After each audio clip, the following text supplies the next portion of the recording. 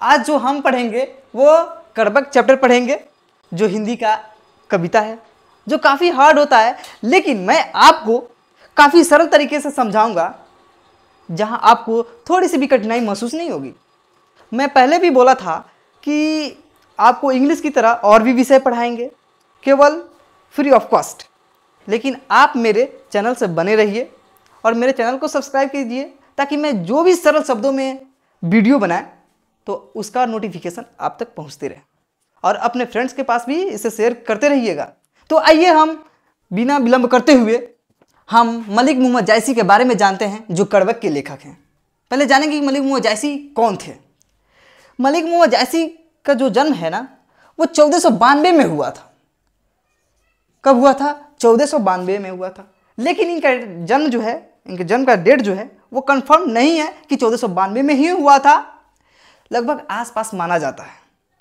इनकी मृत्यु जो हुई थी वो 1548 में हुई थी, और इनका जन्म उत्तर प्रदेश के जायस नामक स्थान पर हुआ था, इसलिए इनके नाम के पीछे जायसी लगाया जाता है, मलिक मोहम्मद जायसी। इनके पिता का नाम मलिक शेख ममरेज था। इनमें मगर एक दोष था।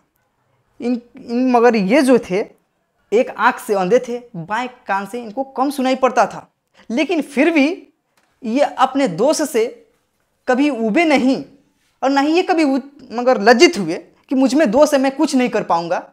लेकिन कभी यहाँ पर जो है वो साबित करते हैं कि रूप नहीं गुण प्रधान होता है, क्योंकि कवि में तो दोष है ही, लेकिन कभी यहाँ बताते हैं कि रूप कभी मायने नहीं रखता है, गुण मायने रखता है। अगर आप में हजारों दोष हो तो गुण से क्या होता है कि वो छिप जाता है।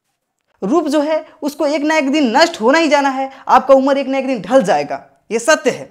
लेकिन एक गुण ही है जो आपको ऊपर तक ले जाएगा और आपकी पहचान इस धरती पर हमेशा तक बना कर रखेगा।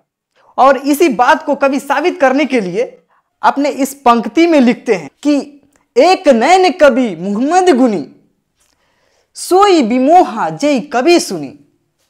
यहां है कि कवि जो है एक ही आंख के हैं, लेकिन वो गुणवान हैं, उनमें गुण है, उनमें दोष है तो क्या, लेकिन उनमें गुण है। सोई बिमोहा जय कवि सुनी, और उनमें इतना गुण है कि जो भी कवि उनके बातों को सुनता है वो मोहित हो जाता है, बल्कि वो उनके गुणों की तरफ ध्यान देता है, बल्कि उनके दोष की तरफ ध्यान नहीं देता है कि उनमें दोष है, बल्कि उनके गुण में इतना विभोर हो जाता है, इतना घुल मिल जाता है कि उसको पता ही नहीं चलता है कि मलिक मोहम्मद जायसी में कोई दोष है। इतने गुणवान है मलिक मोहम्मद जायसी। फिर उसके बाद मलिक मोहम्मद जायसी कहते हैं कि चांद जैस जग विधि अवतारा, दीन कलंक किन्हें उजियारा। कभी यहां पर कहते हैं कि जिस प्रकार ईश्वर ने चांद को इस धरती पर उतारा, लेकिन उसमें दीन कलंक किन्हें उजियारा, उसमें एक कलंक दे दिया। जैसे आप देखते हैं ना कि चांद में मगर इतना चमकीला चांद होते हुए उसमें एक दाग है, तो वैसे ही कभी कह रहे हैं कि ईश्वर ने मुझे भी चांद की तरह ही इस धरती पर उतारा, लेकिन जिस प्रकार चांद में दाग है वैसे ही ईश्वर जो है हमें एक दोष दे दिए हैं, लेकिन इससे भी कभी उबते नहीं हैं। दोष है तो क्या। कभी कह रहे हैं कि जग सूझा एक ही नैनाहा, उहा सुख असनक्तन माहा। कभी कहते हैं कि चांद में दोष होते हुए भी अपने ठंडे प्रकाश से इस पूरे संसार को ठंडा करता है, वैसे ही कभी भी अपने इस गुण से, यानी उन्होंने जो काव्य की रचना की है उस काव्य के प्रकाश से इस पूरे संसार को, मगर उसमें अपने ज्ञान को प्रसार कर रहे हैं, इस संसार में कभी अपने गुण को प्रसार कर रहे हैं। जिस प्रकार चंद्रमा अपने ठंडे प्रकाश को इस संसार में फैला रही है, वैसे ही कभी अपने ज्ञान को इस संसार में फैला रहे हैं, और कह रहे हैं कि मैंने एक ही आंख से जग सूझा एक ही नैनाहा, मैंने एक ही आंख से इस संसार को काफी भली भांति देख लिया है। जो दो आंख वाले व्यक्ति इस संसार को उतने अच्छी तरीके से नहीं देखा है जितने में कि मैं एक ही आंख से इस संसार को जहां तक देखा है।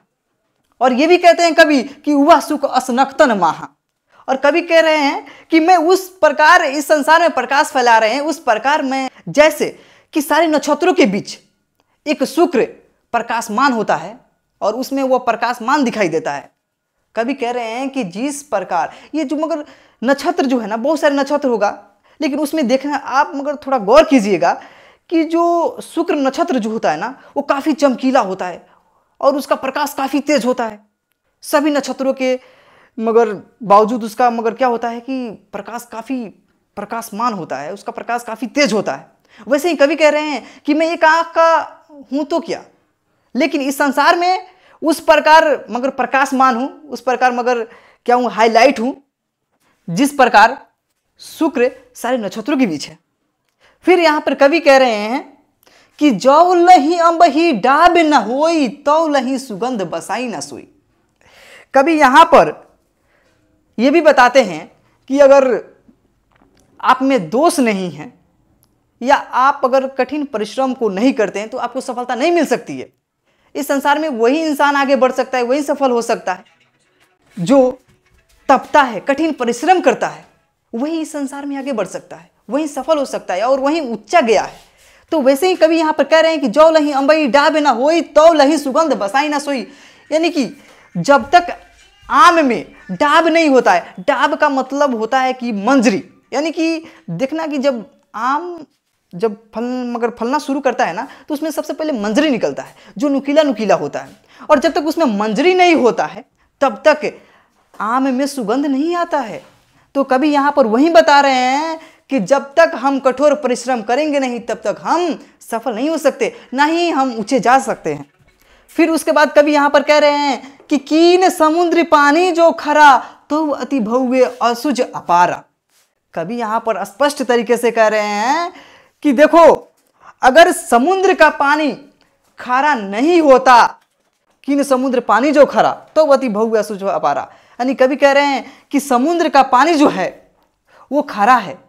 समुद्र में एक दोष है कि उसका पानी खरा है, इसलिए उसको, और समुद्र इतना गहरा है कि उसके गहराई को अभी तक कोई माप नहीं सकता। कभी यहाँ पर ये भी कहते हैं कि इसमें दो, मगर समुद्र में एक दोष प्रकट करते हैं, दोष बताते हैं कि देखो समुद्र में एक दोष है कि उसका पानी खरा है, तभी तो उसके गहराई को अभी तक कोई पता नहीं लगा पाया है। तो यहाँ पर कभी भी कह रहे हैं कि जब तक आप तपेंगे नहीं तब तक ऊंचाइयों तक जा ही नहीं सकते। और फिर उसके बाद कहते हैं जो सुमेरु त्रिशूल विनाशा, भा कंचनगिरी लाग आकाशा।